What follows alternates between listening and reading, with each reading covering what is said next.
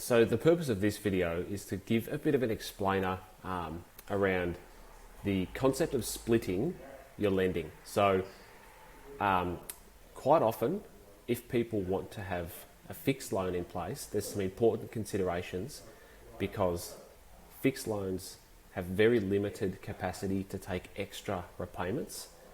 You can actually get penalised if you make too much extra repayment into a fixed loan. And most of the fixed loans offered by banks do not have the capability to have an offset account attached to a fixed loan. So given that most people like to make either extra repayments and or have an offset account, it's really important to have a variable split as well as a fixed split. That then begs the question, how much variable versus how much fixed? Sometimes people do 50-50, 80-20, but there's not much science behind it.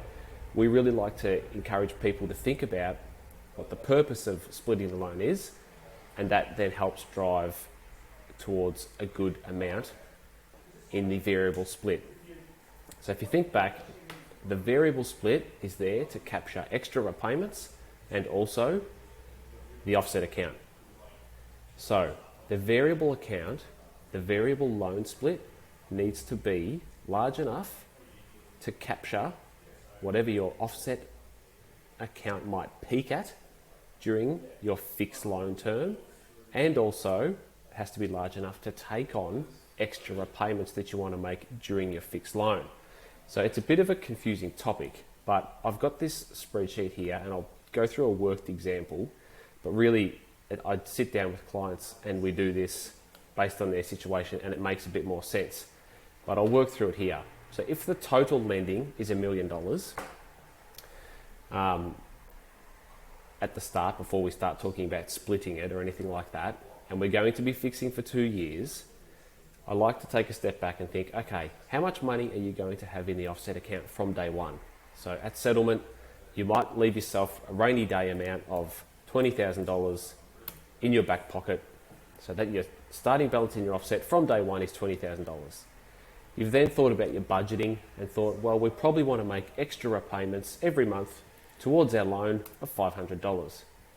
And on top of our extra repayments, we probably think we can also save or increase our offset account by another $2,000 a month.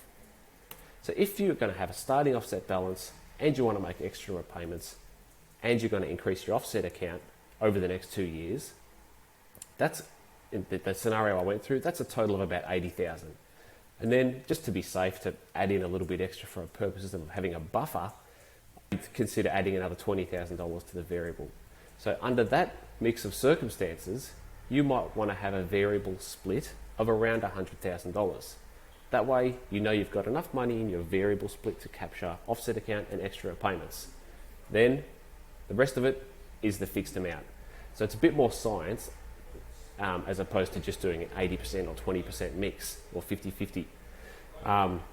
The benefit at the moment, a lot of people are seeing that the fixed rate is lower, so you want to try to get as much of your lending towards the lower rate as you can, but you don't want to forfeit the benefit of offset accounts and extra payments. So that's the important science behind splitting a loan, and that's just probably the most effective way we're seeing people do it at the moment. So, you know, obviously get in touch to go through your specific circumstances. The spreadsheet's pretty crude, but I think it's pretty effective. So hopefully this has been a good little piece of information for you. Cheers.